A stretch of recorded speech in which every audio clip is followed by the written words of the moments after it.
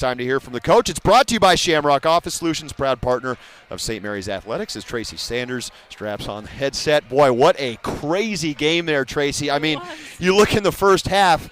First of all, let's turn you up a little bit here. I think everyone's going to want to hear you.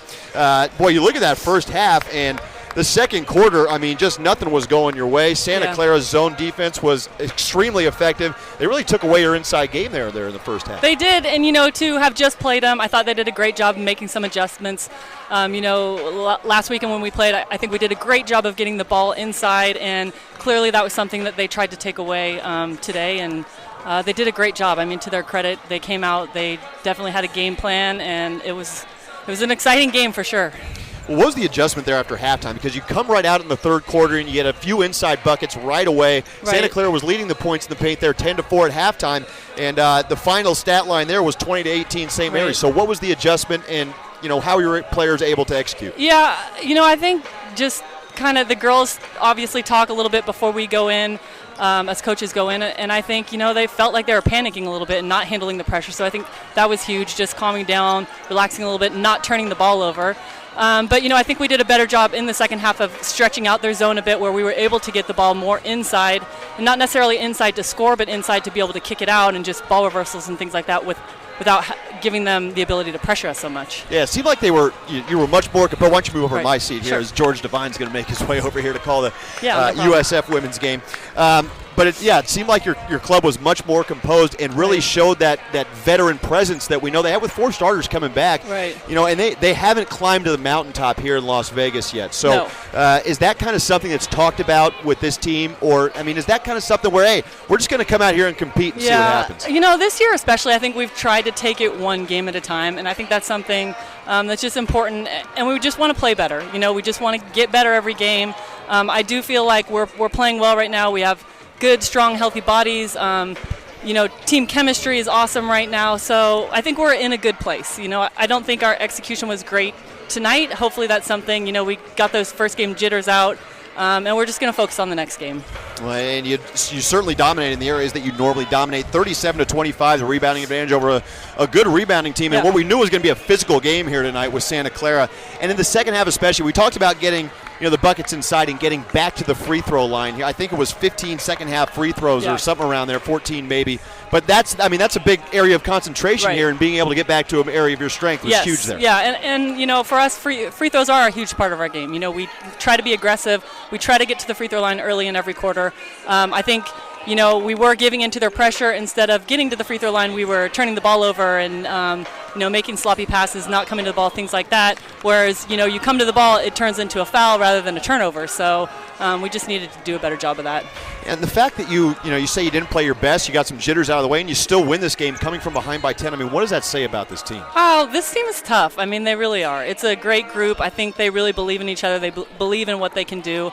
We've been in a lot of tight games this year, and we've been in games where we've been down 10. We've been down 15.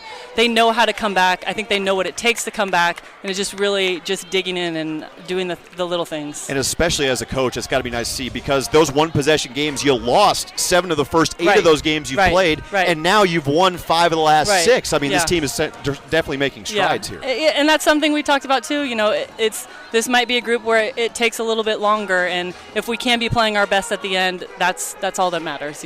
Winning that next game is important. And finally, there's probably 6 or 7 teams in this league that could win this thing this year, and Santa Clara was certainly one of them. For sure. Having a tough battle like that in your first game, what does that do going forward here? This obviously got 3 days off now before Monday. That's kind of an unusual schedule, but having that tough battle here in the first game, does that help kind of loosen the nerves maybe a little bit? I think it does, and I think also it's kind of an eye-opener. You've got to be ready to play. It doesn't matter who you're playing once it gets to the conference tournament. Everybody knows you lose, you go home. So if you're not prepared and you're not ready and you're not focused, then you're on the first plane out of here. So I think, it is a little bit eye-opening, and next game you've got to be ready. We have to be just a little bit more focused and able to handle things. Well, Tracy, congratulations on the win. Thank you. That's going to be a team-building win for your club going forward this weekend. A hard-fought one. Congratulations, well-deserved. Thank you, appreciate it. Tracy Sanders, brought to you by Shamrock Office Solutions. As we're joined by the voice of the San Francisco Dons, It's George Devine. George, thanks for joining us. Of course, we've got your equipment all over the place here, but it's nice to have you next to me. Yeah, Alex, it's a very cozy situation back here. If you ever rode in the backseat of a Ford Pinto, you'd probably realize what we're going through on press row here. It's a tight squeeze, but it's always good to be around friends. Well, hey, 9-point Santa Clara lead here in a matchup of 3 and 6, and for St. Mary's, a few numbers stand out here. I mean, the Gales average almost 19 turnovers per game. That is kind of who they are here, but 13 in the first half's a lot, and Santa Clara's turned that around to 13 points of their own. Santa Clara is a very opportunistic team, and I think a team that underachieved a little bit this year. They're better. Their talent is better than their record. They got into the WCC this year had a lot of teams just couldn't play on the road. Played poorly on the road. And, St. Mary's is one of the few teams that played well on the road. With Santa Clara, they're a team that's always worried me. You've got too much talent. Marie Berthold is a senior, could be playing in her last game tonight. Morgan McGuire is very talented post. Emily Wolf can give you big three-point shots in a lot of different places.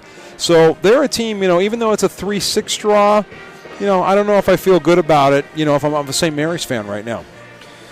Well, and you said with Emily Wolf, she's knocked down 3 threes, but what's been impressive to me for Santa Clara is the zone defense. I mean, right now they are just, I don't want to say competing harder than St. Mary's, but they're the first team to every loose ball, and they're cutting off a lot of passing lanes here at St. Mary's and forcing them into some tough decisions on the offensive side. Yeah, that zone is really tough, and especially they put some longer bodies out on the perimeter, and you get some hands in the passing lane. That's what Parkinson does so well in Berthold.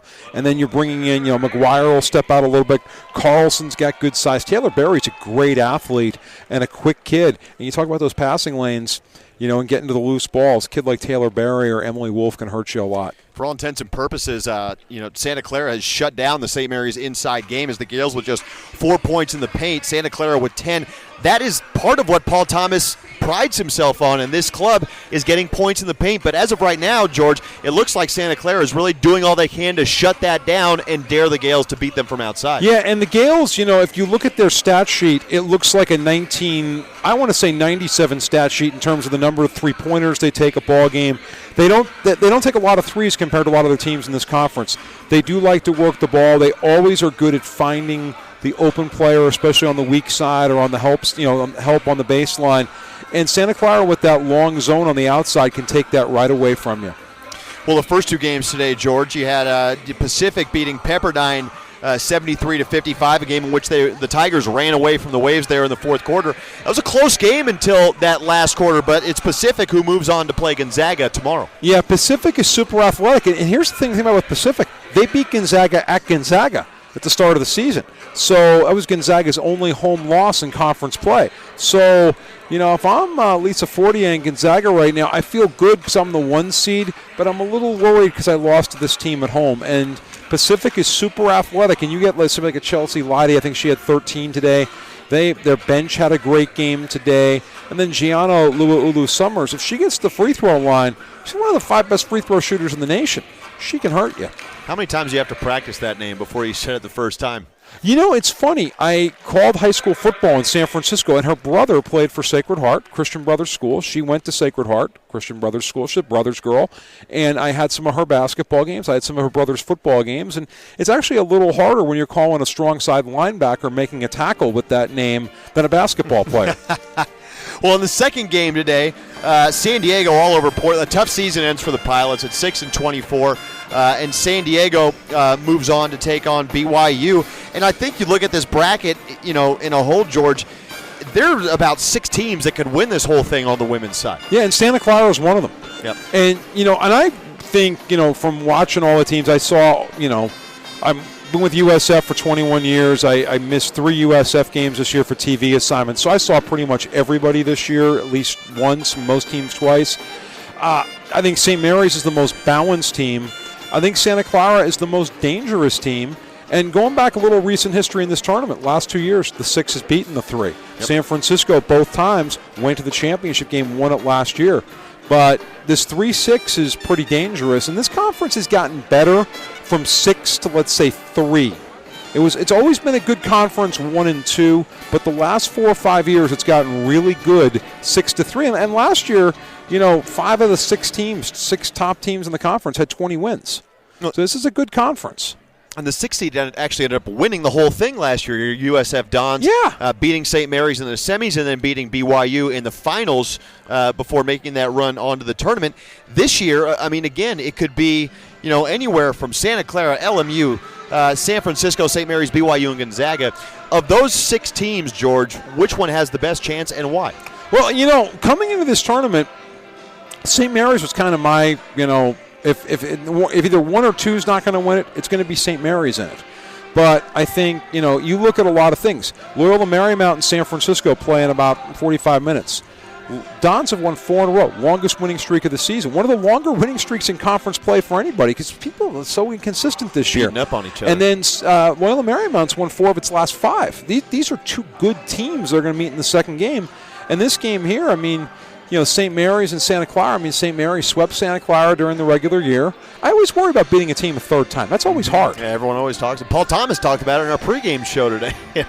I mean, he says he doesn't take much stock in that because every game's different. But you're right. I mean, if you look at it from a 10,000-foot view, beating a team 3 times is a tough thing to do. Yeah, it's more than a cliche. It really is. And with a team like Santa Clara that's athletic, that's big, that kind of throws this screwball zone at you and forces you out of your game.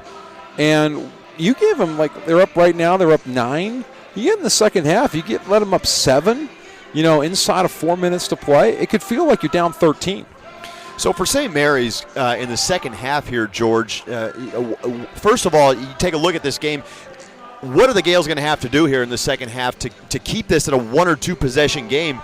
I mean, if they stay down, if this game goes anything like that second quarter, you can kiss it goodbye for the Gales. But what do they have to do here in the second half to, first of all, make it a 1-possession game and just stay in this thing until the fourth quarter? Get to the free throw line. And getting to the free throw line is about attacking the basket. They need to attack the paint better. They're out-rebounding Santa Clara 15-12. I know there's a stat with St. Mary's that when Sidney Raggio has so many rebounds, they're almost undefeated. Sidney's got 4 rebounds right now. You get her closer to 10, you got a much better chance to win this thing. Looking at the Santa Clara stats, Wolf's got 11. Berthold, 8 points. And that's one of those intangibles. She could be playing her last game of her career, and she's a good player. And she doesn't want to end it on a Thursday night with, a small crowd.